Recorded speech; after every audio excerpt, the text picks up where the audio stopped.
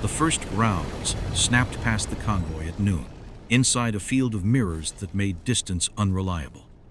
White light bounced off the solar rose and hit Lena Cross hard in the eyes, flattening the road, the trucks, and the running shapes beyond them. Fuel trucks crawled ahead in the convoy lane, their sides trembling in the heat. Behind them, evacuees hunched low in the gaps between vehicles, too exposed and too close to everything that could burn. The first bursts did not chew through the trucks the way they could have. Don't move. They clipped dust, slapped mirror supports, tapped the lane just close enough to make drivers flinch and slow. Hurting fire. Lena did not have the whole shape of it yet. Only that bad little taste in the mouth when rounds are doing less damage than they should. Hot dust stuck to her teeth. Sweat dried on her neck almost as soon as it formed. She kept her shoulder against the warm side of a truck and watched the mirror gaps for movement. A figure broke across the glare line, quick and low, with the convoy behind him. Jonah Vale shifted beside her, counting bodies with his eyes before he spoke. Lena felt the shot offer itself. Then she saw the fuel truck beyond the lane and the civilians pressed behind it. "Hold, fuel behind him." Her voice came out flat, shorter than her breath. Jonah did not argue at first. That was how she knew he hated it. He leaned out just far enough to read the lane, then pulled back with grit stuck along one cheek. The convoy was still moving, but moving like an animal with a torn leg. Drivers kept their whistles straight, because there was nowhere clever to go. The mirror rows stood on both sides, bright and hard and bad for cover, throwing pieces of the enemy into places where bodies should not be. Lena tracked a second shape, then lost it when glare washed the row white. She felt the old rules settle into her hands without drama. Never shoot through what you had not accounted for. It had kept people alive.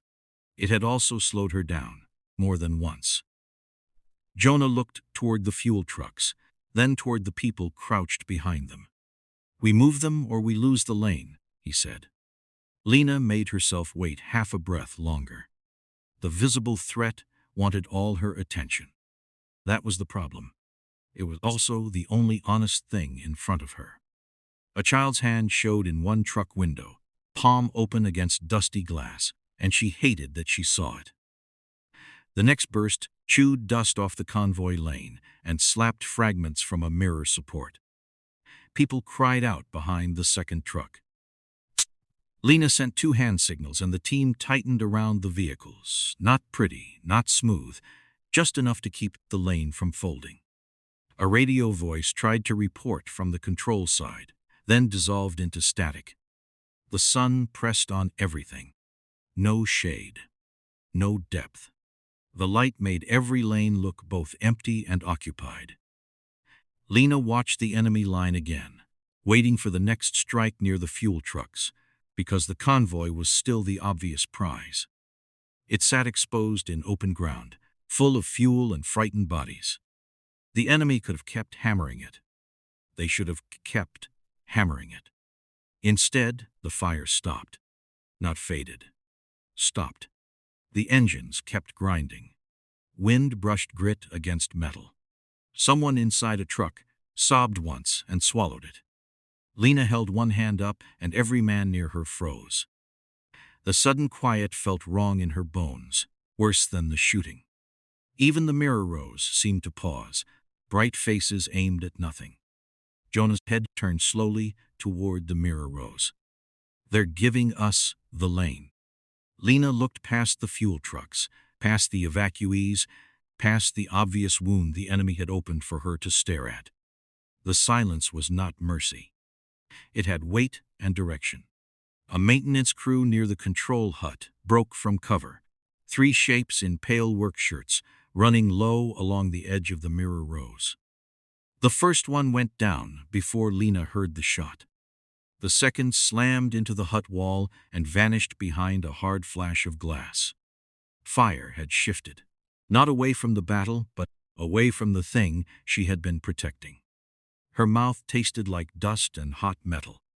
Jonah swore under his breath, no joke in it. The control hut sat small beyond the glare, a plain box at the edge of the field. Nothing like the fuel trucks. Nothing like the people breathing behind thin vehicle doors. That was why it had been easy to underrate. Lena felt the ambush change too late to call it clean. She touched the radio cable at her shoulder. "Crews are the target," she said.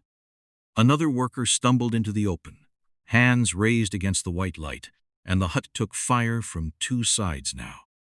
The control hut was already under fire by the time Lena broke from the convoy lane. She did not run straight for it. She could not.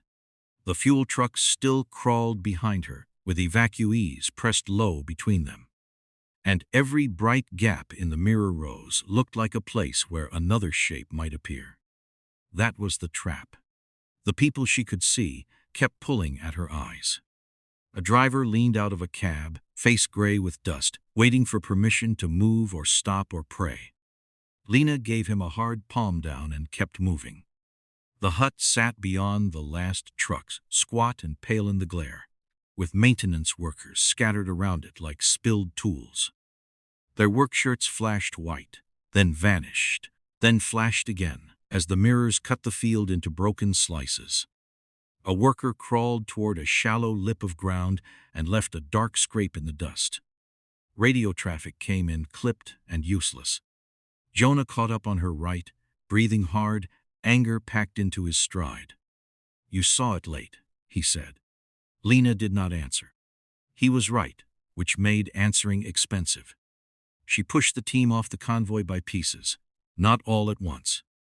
2 stayed with the trucks. 2 shifted toward the workers. 1 covered the gap between the hut and the mirror row without making it look clean, because nothing out here was clean. The enemy had stopped wasting fire on the convoy, but they had not stopped controlling it. Every time Lena tried to pull more attention toward the hut, another burst snapped near a fuel truck or slapped dust under an evacuee's shoes. Not enough to finish the convoy. Enough to hold her there. Enough to keep her honest. She saw it then and hated how simple it was. The convoy was a hand around her throat, not the knife. The hut was small, ugly, and suddenly more valuable than the trucks. The enemy rounds struck near the workers, then skipped past mirror frames without shattering them. Hardware stayed standing. Glass flashed, but the rows did not collapse. They were being careful with the field. Jonah saw her seeing it. His jaw tightened. "Tell me we're not late," he said. Lena tasted heat and grit. She could not give him that. They crossed the last open stretch in chopped movement, bent low against glare that seemed to come from everywhere at once. The hut door hung open. A maintenance cart burned low beside it, more smoke than flame, black against white light. 2 workers were down near the wall. 1 was still moving, dragging himself by elbows over dry grit. Lena sent a man toward him and swung her eyes to the hut window. A shape moved inside, then another at the far corner. Not random fighters rushing a prize they did not understand. A second element. Quiet, disciplined, already where they needed to be. Lena felt the first hard drop in her stomach. She had protected the living mass in front of her, and the enemy had used that protection as cover. A man stumbled from behind a mirror frame with glasses crooked on his face, wiping dust from them with the wrong hand, even while he crouched. His voice cracked, but the words were sharp. "Those rows can throw light sideways." Then he flinched as the hut took another hit from inside, a dry impact that made the door jump. Lena caught his sleeve and shoved him down behind a concrete lip before he could freeze upright. The hut fell without drama. That was the worst part. No tower came down. No huge blast rolled across the field. Just the wrong door controlled by the wrong men. The workers cut off. The mirror hardware still standing. And Lena arriving half a minute after the choice would have mattered most. The radio spat a broken report from the airstrip edge, all glare and approach and say again, then died under static. Lena looked up. Beyond the hut, the mirror rose shifted with the sun and threw a hard white band across the far airstrip markers. It was not steady. It came and went with dust sliding through the heat. A flash, then a gap, then another flash where there should have been plain distance. Her eyes tried to make sense of it and failed. Jonah stood beside her, chest rising too fast, no blame left in his face now, only the cost. The convoy still lived behind them. The hut did not. Lena had saved the people she could see and lost the place that could blind the people, still trying to land. She touched the radio cable, then stopped herself. "Airstrip cross," she said. "We have a field control problem." The glare jumped again across the approach sector before anyone answered. The first proof came as a man running at the airstrip edge vanished behind glare. He had been waving the approach crew back from a ground marker, one arm high, body bent against the heat. Then the mirror field flashed white across him, and the radio cut into 3 broken pieces. Lena heard a pilot's voice start to ask for confirmation and stop before the answer arrived. Dust haze softened the runway edge until the far markers looked painted on the air. The crewman dropped behind a low berm as rounds snapped dust around him, pinned in a place no report could feel. Lena stood near the fallen hut with grit in her teeth and the radio cable under her thumb. Behind her, the convoy still groaned in the lane. Ahead, the airstrip shimmered through a band of light that should not have been there, not steady, not honest.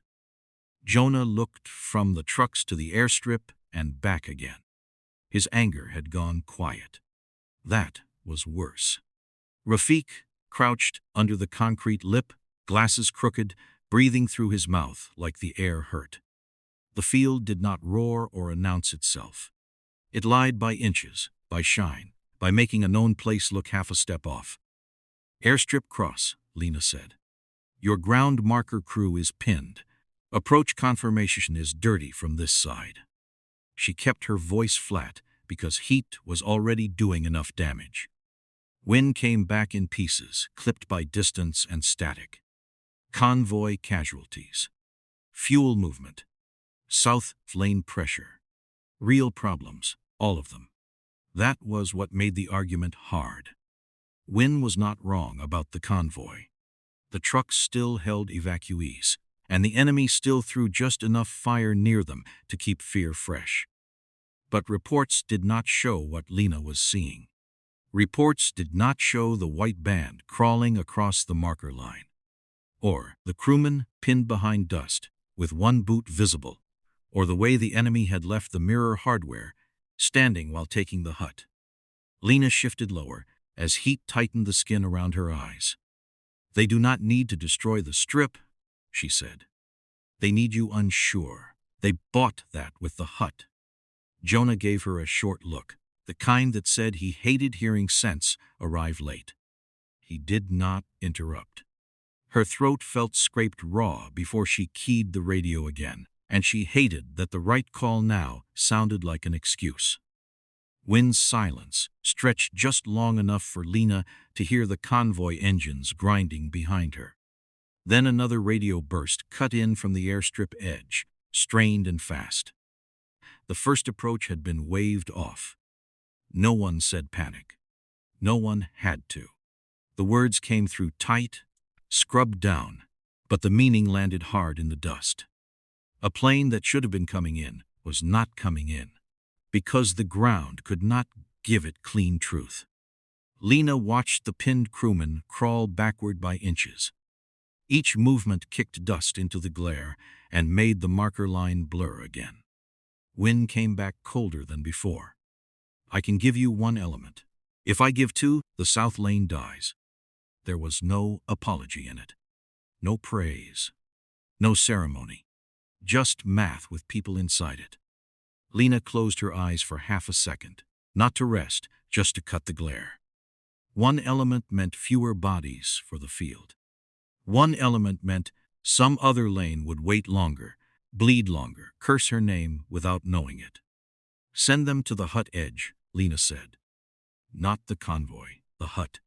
Jonah looked away first, toward the trench, already counting how much one element would not cover. The answer clicked out. Limited support was moving. Limited was the word that mattered. Lena could feel the next fight getting smaller, tighter, meaner.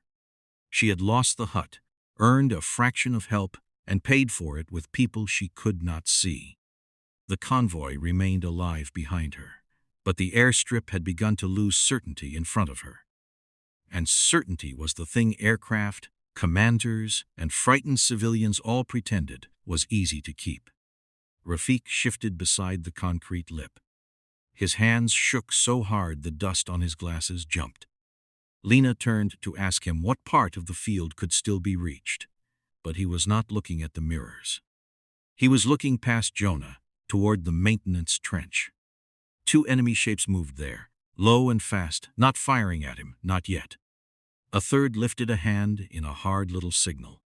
They wanted him breathing. Jonah saw it at the same time and rose before Lena gave the order.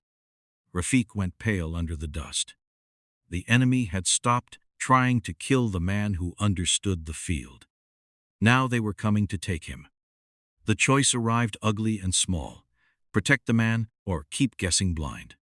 They moved Rafik through the maintenance trench alive, and that told Lena more than any confession would have. The enemy shapes did not waste fire into him. They folded around him, using dust and mirror glare to break the lane into pieces. Rafik stumbled between two men with his hands half raised, glasses flashing white each time he turned his head. He pulled once the wrong way, pure fear, trying to get away from everyone at the same time. One fighter jerked him upright by the sleeve instead of dropping him. Alive mattered. The trench was shallow, scraped into dry ground, just deep enough to hide knees and not enough to hide fear. Heat sat in it like trapped breath. Jonah was already moving toward the lip before Lena caught his sleeve. He looked down at her hand, then passed it to Rafik. His eyes did the old count. Two near Rafik, one farther back, one unknown past the mirror gap. Workers down near the hut, convoy still exposed behind them. He came back to her with the answer before she asked. We get him now or we guess blind. It was not a request. It was not mutiny either.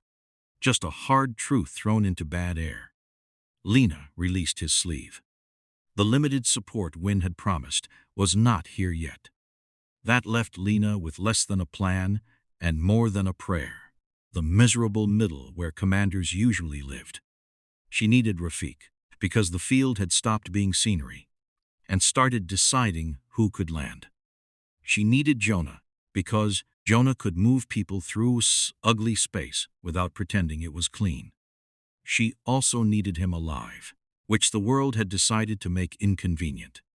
The first cut at the intercept failed almost as soon as it started. A safe-looking lip of trench disappeared behind a white flash, and one of Lena's men dropped too low, pinned by fire that snapped grit over his shoulders. Jonah started toward the same gap, saw it close, and changed direction so sharply his boot slid down the trench wall. Rafik tried to speak and got shoved down before the words formed. One of the enemy kept looking at the hut, at the preserved hardware, at the rows beyond. Partial knowledge. Not enough. Haroon's men knew where things were, not how to make them whole again. Jonah leaned close to Lena, anger low now. You want the field back. We need the man who knows what we broke. Lena gave one nod. No speech. No blessing. He was already gone. The rescue became shoulders, elbows, hot grit, and bad angles. Jonah hit the trench line faster than was sensible and slower than he would have been 10 minutes earlier, which told Lena exactly how much the field was already taking from them. Enemy fire cracked dust off the lip and drove the pinned man flat again. Rafik slipped on loose ground and went down hard on one knee. A fighter grabbed his collar, and Rafik twisted against him, panicking, making himself heavier and harder to pull free. Jonah reached them as the glare rolled over the trench wall and erased the background. He did not move like a hero. He moved like a man out of time. He hit the space between Rafik and the fighter, took both of them half sideways, and slammed one shoulder into the trench wall. Rafik rolled toward the wrong side. Jonah caught the back of his shirt and hauled him back so hard the fabric tore at the seam. Another shape came through the mirror gap. Lena saw Jonah, Rafik, the crawling worker beyond them, and held the shot that wanted to appear too simple. She shifted pressure instead, forcing the shape back behind glass. The moment bought Jonah half a breath. He shoved Rafik toward Lena's side of the trench. Then his body jerked from an impact Lena heard more in his breath than in the air. He stayed upright for one step, two, because stubborn men thought physics accepted arguments. Then, his left hand hit the trench walls and stayed there too long.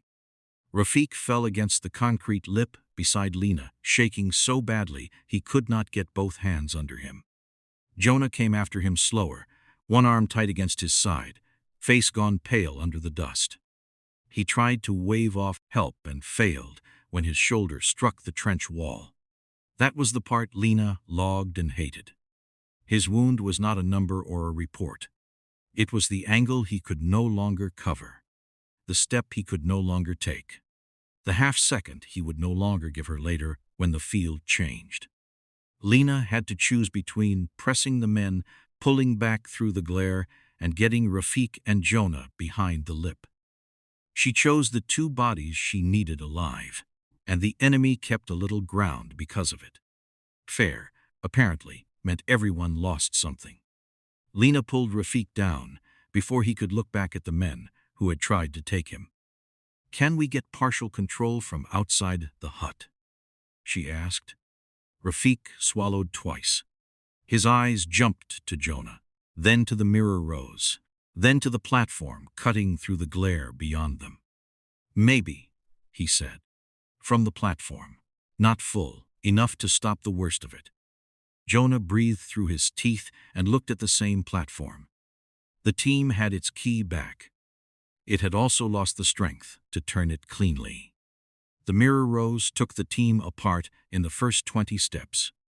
One moment Lena had Jonah low on her right, Rafik's stumbling behind a concrete lip, and two men pushing from the trench toward the platform. The next moment, white light broke across the field and made everybody thin and wrong. Distance folded. A man 10 yards away looked close enough to touch, then vanished between two panels as wind brushed grit against metal. Boots slid on dry dirt.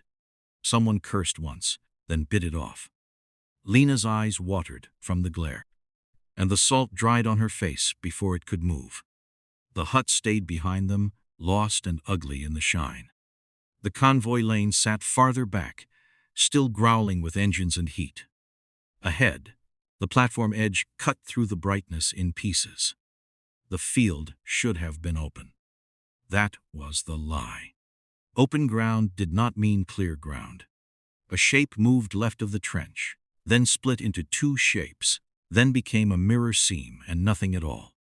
Lena held the team with one raised fist. She could not see the whole fight anymore.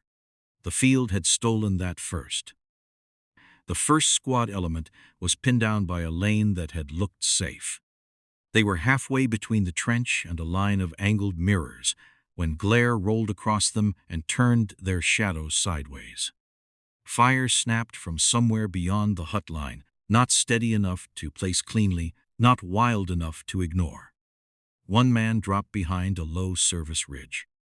Another crawled back a few feet and stopped when the reflection in front of him flashed hard enough to blind him.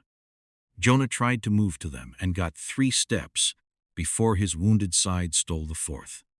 He pressed one hand tight under his arm and kept his face blank. Stupidly proud. Useful and slowed. Lena saw that cost land in real time. Before the wound, he would have crossed the gap and dragged the squad back into shape. Now he could mark movement, shout correction, maybe cover a narrow piece of ground. Not enough. Rafik crouched behind a mirror support, eyes wide behind dusty glass. His mouth opened, then closed. He understood the field better than any of them, and he was still a terrified man in a trench, not a solution. The platform remained ahead. The fuel lane remained behind. The space between them kept changing. Lena forced herself to stop chasing the brightest movement. That was how the field won. It made every reflection feel urgent. It made every false lane look like a door. She dropped one knee into the grit and used the only things that did not move. Convoy lane behind. Hut left rear. Trench under their feet. Platform ahead. 4 points. Everything else could lie. A round snapped dust from the service ridge, and the pinned men flattened again. Lena's hands were shaking now. Small tremors from heat and strain. Nothing dramatic. Nothing she had time to admire. She keyed the team net. Convoy lane, hut, trench, platform, nothing else exists. The words sounded rough in her own ear, but they did what she needed. Jonah repeated the landmarks shorter, his voice tight. One man at the ridge answered by knocking dust from his sleeve and crawling toward the trench marker instead of the false bright gap. Rafik leaned close, breathing too fast. Right of the broken post, he said. Then shut up, as if he knew one line was all the fight could carry. Lena took it. Right of the broken post. Not certainty. A usable piece. They moved again, uglier and slower, but together. The pinned element crawled back from the false lane and angled toward the trench. Jonah stayed lower than he wanted, jaw locked against pain, giving short calls instead of throwing his body into the gap. That changed the rhythm. It made every correction arrive a beat later. It made Lena carry more of the field in her head, and she did not trust the field. The mirror rose hissed with heat. Dry metal smell thickened every breath. The platform grew clearer for half a second, then smeared behind a white flash. Lena marked it anyway. Hut. Trench. Platform. Convoy lane. Again and again, simple enough for a tired ear to hold. A radio burst broke through from the convoy side, chopped by engine noise. Fuel lane taking pressure. Civilians shifting. One driver requesting movement he did not have room to make. Lena looked back through the glare and saw figures working the edge of the fuel trucks, forcing her old problem open again. The team had rebuilt itself, but at a cost. Fewer clean angles. Less speed. Jonah hurt. Rafik shaking. And now the fuel lane was being squeezed.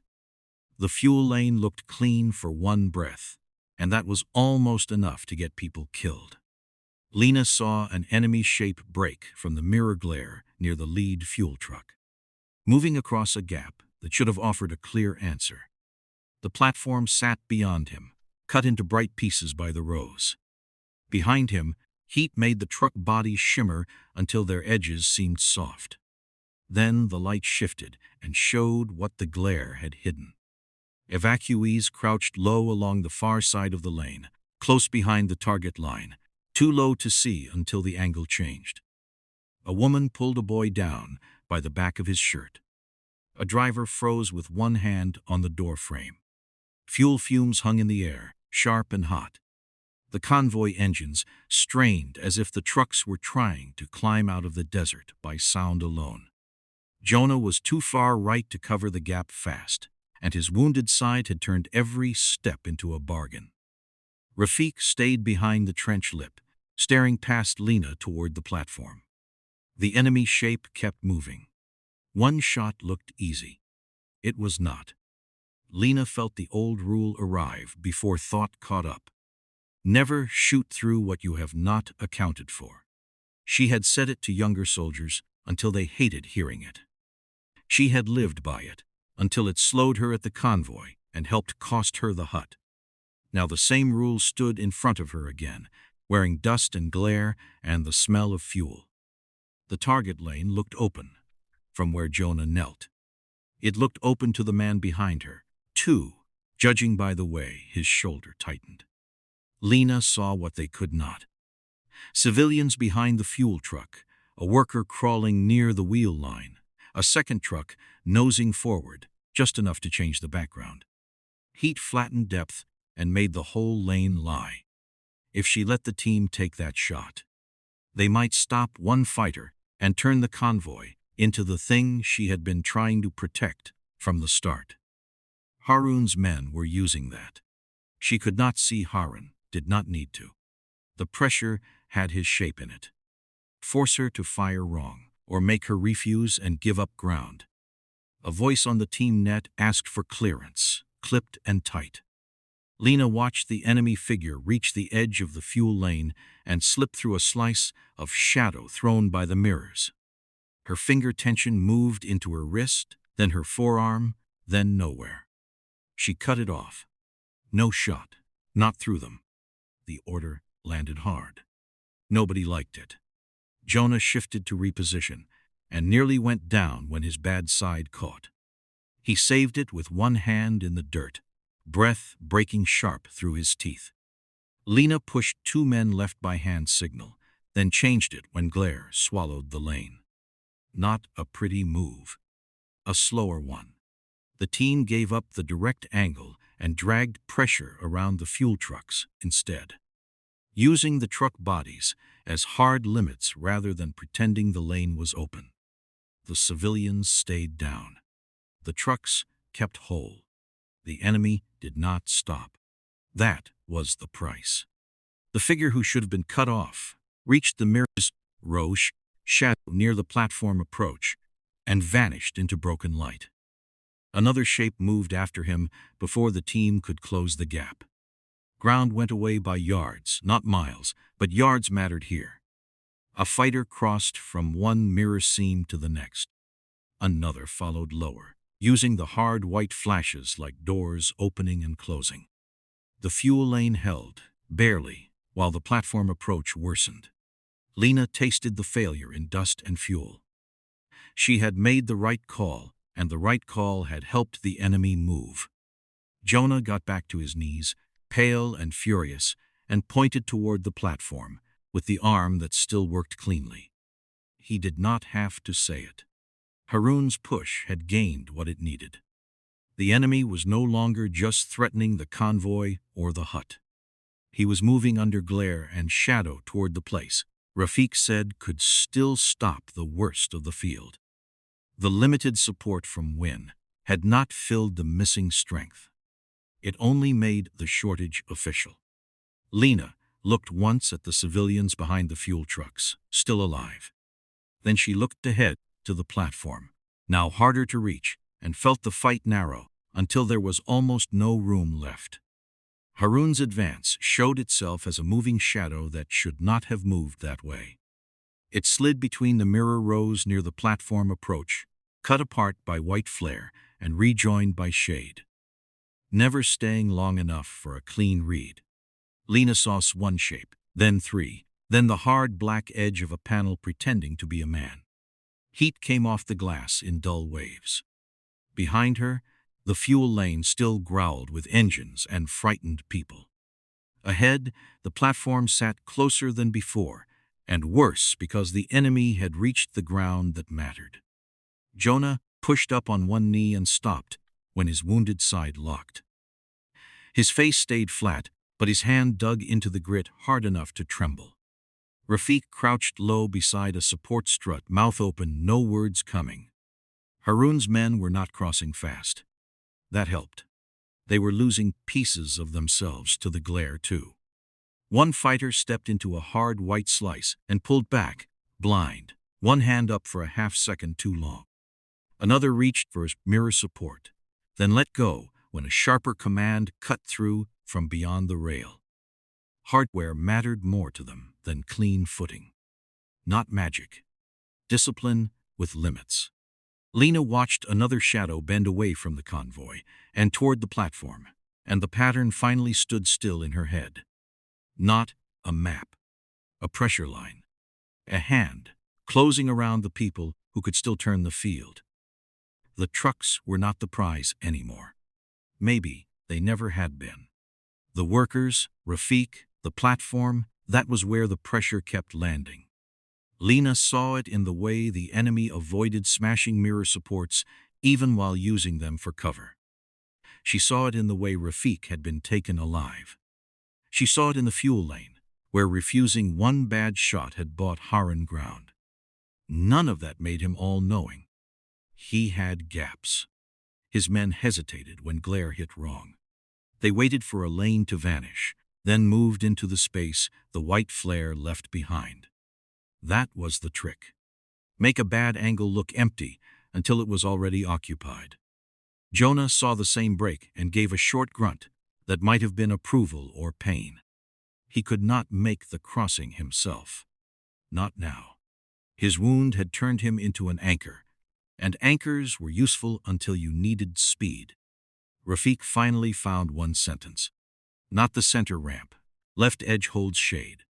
Then he ducked as if the words themselves had exposed him. Lena took the warning and nothing more. She did not need a lesson. She needed a way to make Haroon spend his advantage before the platform swallowed them. Lena shifted the team by pieces, hard and ugly, using pressure instead of chase. She sent one pair toward the left edge, not to rush the platform, but to make the shadows answer. Another pair held back near the fuel lane, visible enough to tempt fire, low enough not to offer much.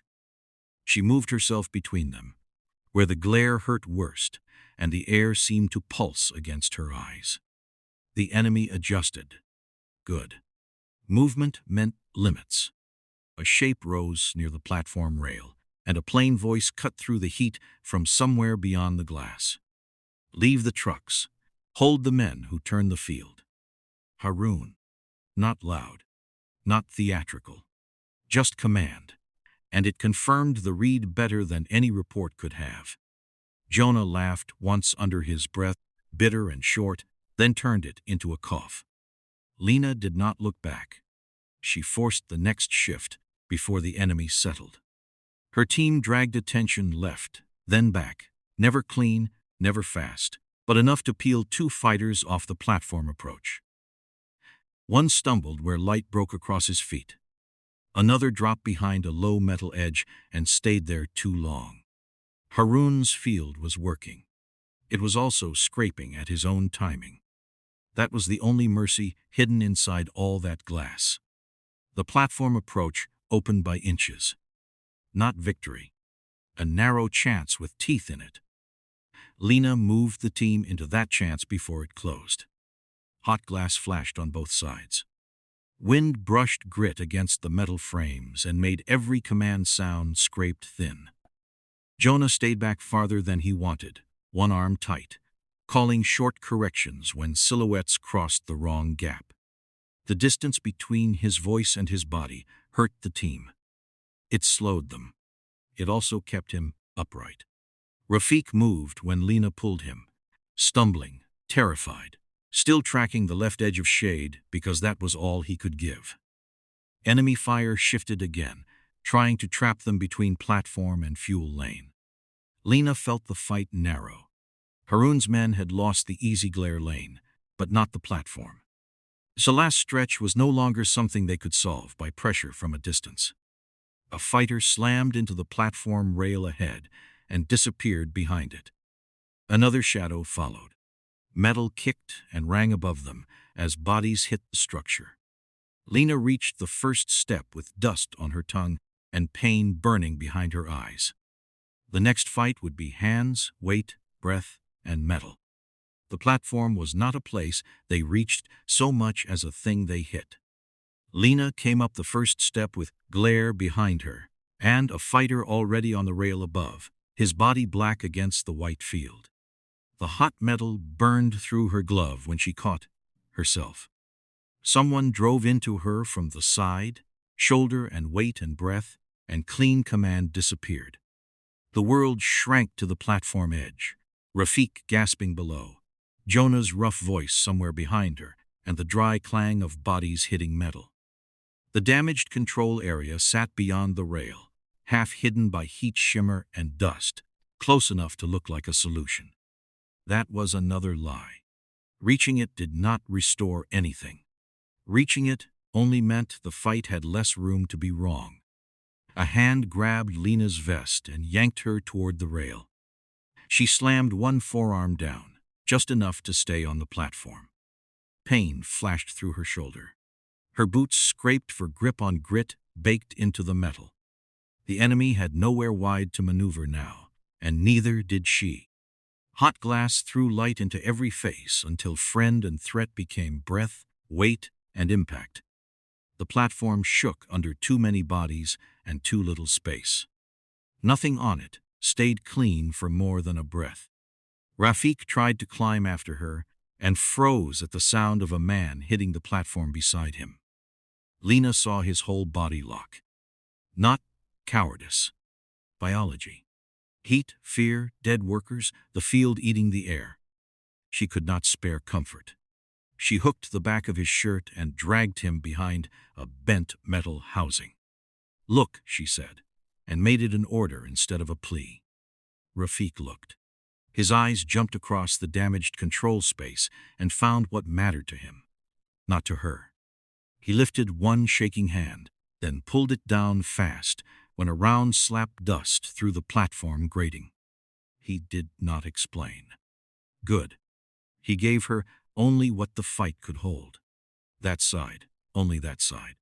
Partial, then. Not the field. Not the full window. A piece of it.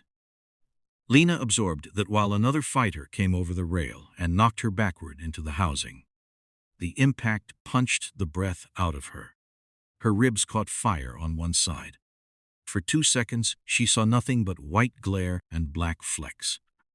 She heard Jonah curse from below, raw with effort. Then his shadow rose where it should not have. Too slow, too stubborn. Hauling itself into the fight, despite the wound that had already taken half his speed. Jonah's contribution was not clean, and it was not heroic in the way people liked to make up afterward. He shoved a body off Lena's line, took the return weight badly, and nearly folded over his own wound. The platform stole his balance, his bad side hit the rail, and his breath came out broken and mean. That bought Lena the ugly second she needed. She got to her knees, shoulder weak, ribs biting with every movement. The fighter in front of her lost balance against the damaged rail. Lena drove him back with her body. Not skill anyone would brag about, just mass and anger and the refusal to let the platform go. The radio at her shoulder spat half a word and died under the scrape of metal. Rafik crawled to the bent housing and put his hands where only he seemed to understand they belonged, then stopped before it became some miracle. He looked at Lena, eyes wide, asking without asking. She nodded once. Whatever he did was small from the outside. A shift, a harsh scrape, a piece of damaged machinery accepting pressure it had not wanted. The glare across the far airstrip broke unevenly. Not gone. Broken. Better in one sector, worse in another. A clipped radio voice punched through, surprised and thin, reporting partial return, partial only. Jonah slid down hard beside the rail, breathing like each inhale had edges. Lena's shoulder screamed when she grabbed him and kept him from falling through the gap. Haroon saw it too, or saw enough. Lena did not know his mind. She knew his movement. The enemy pressure at the platform changed from holding to leaving, and that told her what mattered. The damaged control space no longer gave him the delay he had planned. Not cleanly, not long enough. 2 fighters pulled back through the steel shadow, beyond the rail. A third tried to hold and got dragged away by his own side before the platform became a grave for all of them. No victory trumpet. No clean enemy collapse. Just heat, dust, damaged metal, Jonah breathing badly, Rafik shaking over a partial fix, and Lena's shoulder turning bright with pain every time she moved. The full landing window was gone.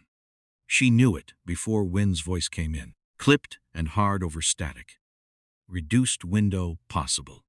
Parameter required. Immediate hold.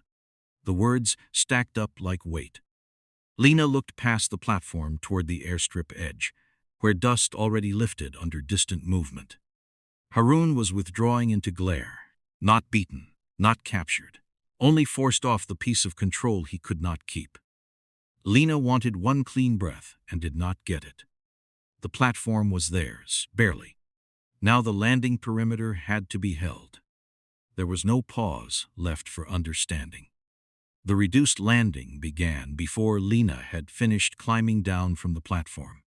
Engine wash rolled across the airstrip edge and pulled dust into long brown sheets, thin enough to see through and thick enough to make every shape look late. The partial fix had opened a lane, not a promise. Lights shifted through glare in broken pieces. Ground crews moved low along the perimeter, bodies bent under heat and noise. The first evacuees were already being pushed toward the landing zone in small groups, heads down, hands over faces, moving because staying still had become worse. Lena's shoulder burned each time her boot hit the ground. Her ribs dragged on every breath. Jonah came down behind her with one arm tight against his side, too pale and too quiet.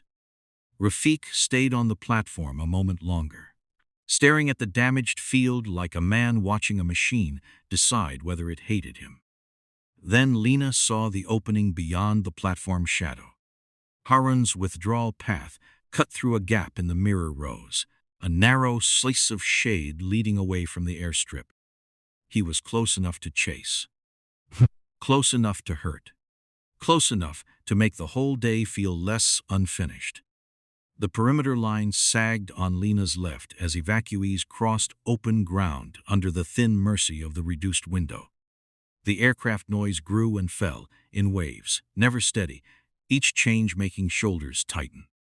A child tripped near the wheel line of a fuel truck, and two adults hauled him up without stopping. The field was still lying by light. Not as badly as before, but enough. A white band jumped across the far markers and disappeared. Men on the perimeter shifted to cover it, then corrected when the dust cleared. Jonah saw Haroon's path too. His eyes went there first, then to the landing zone, then down at his own ruined pace. He could chase for maybe 20 yards before the wound took him apart. He could cover one side of the perimeter, badly. He could not do both. Lena hated that the choice had become so clear. Clear choices were usually traps, but this one had teeth and names. Haroon moved again in the mirror gap. No speech, no final look back, just a commander, using the last shadow he had left. Lena felt the old pull toward closure. End the man. End the method. End the unanswered heat sitting behind her eyes. Wynn's voice came over the radio hard enough to cut through the engine wash. Hold that ground or the window dies. No comfort. No room. Just the truth from a woman who could not see Lena's shoulder shaking or Haroon's slipping through the shade. The perimeter buckled again near the fuel lane as two evacuees froze under a flash of glare. If Lena left, that gap opened. If Jonah chased, the weak side folded. If everyone turned toward Haroon, the aircraft came into a field that was still half lying. Lena turned away from Haroon before she felt ready. The choice had to be made with the body first, or the mind would start bargaining. She shoved Jonah toward the weak side of the landing perimeter and caught his vest when his knees almost gave. "Left edge," she said, not loud, not kind. He nodded once and dragged himself into position because loyalty was apparently another word for refusing to be sensible. Lena put herself between the evacuees and the broken glare, shoulders screaming, ribs bright with pain. Haroon's path stayed open behind her for 3 breaths.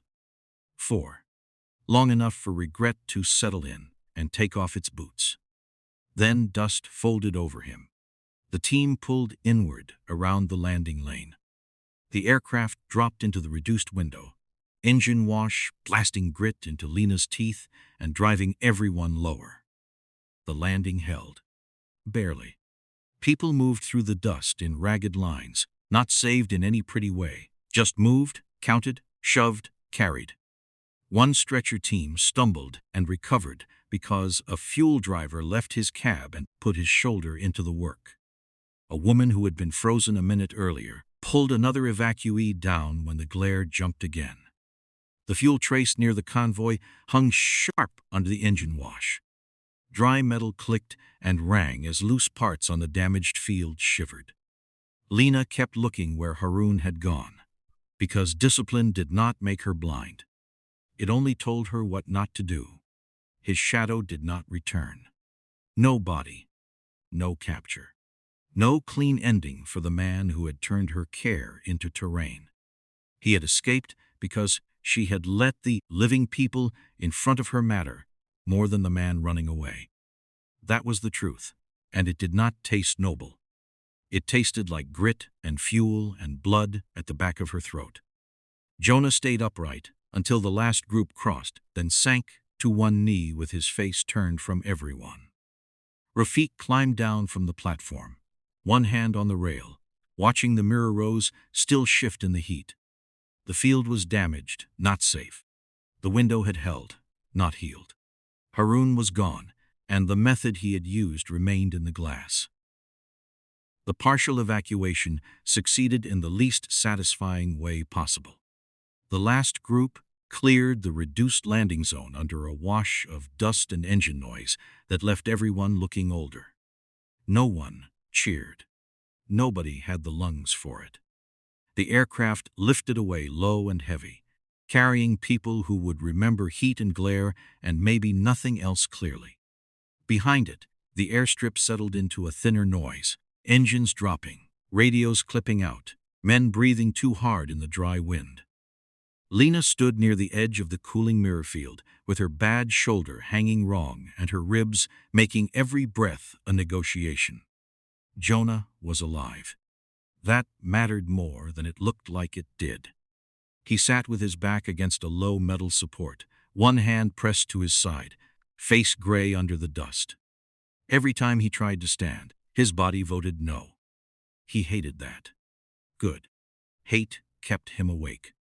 Rafik had disappeared for a few minutes after the landing. Then came back from the platform with both hands shaking and his glasses scratched white at one corner. He looked at the rows instead of the evacuees leaving. That told Lena the day was not finished. Late sun changed the field. Noon had made the mirrors brutal and flat, all white lie and hard glare. Now the glass cooled in patches, silver fading toward gray, but the damage stayed awake. Bent frames clicked as the wind brushed grit through them. A broken support knocked softly against its own shadow. The control hut sat behind them, like an accusation. Nobody had time to answer. Rafik walked toward the damaged rows with a maintenance worker limping beside him. Both of them, moving like men returning to a room that had already tried to kill them. Jonah watched from the support and made a sound low in his throat. "Tell him to sit down," he said. Lena almost laughed, which would have hurt too much and helped nothing. "Tell yourself first," she said. He looked away, annoyed enough to be alive. Rafik did not lecture when he reached the first row. He touched nothing at first. Just looked.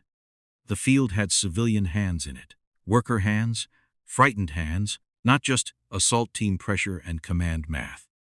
That was the part Haroon had understood too well. Hurt the people who kept the system alive, and the system started killing people for you. A clipped radio update came through from Wynn. South Lane still strained. Approach procedures would change. Field checks before movement. No praise, no warm congratulations, no clean language pretending the day had gone well. Lena preferred that. Praise would have felt like someone's spilling sugar on blood. she looked toward the place Haroon had escaped and saw only late dust and cooling glass. Gone did not mean beaten. It meant he had proof now. The field could be turned against an evacuation. Not perfectly, not forever, but long enough. That was the kind of lesson people carried away and used again. Lena's fingers shook when she lifted the radio, a small tremor she could not bully into stillness. Her shoulder answered with a deep, ugly throb. She took one step toward the next sector and felt her ribs pull tight. Jonah started to stand, because apparently pain had not yet taught him manners. Lena stopped him with a look.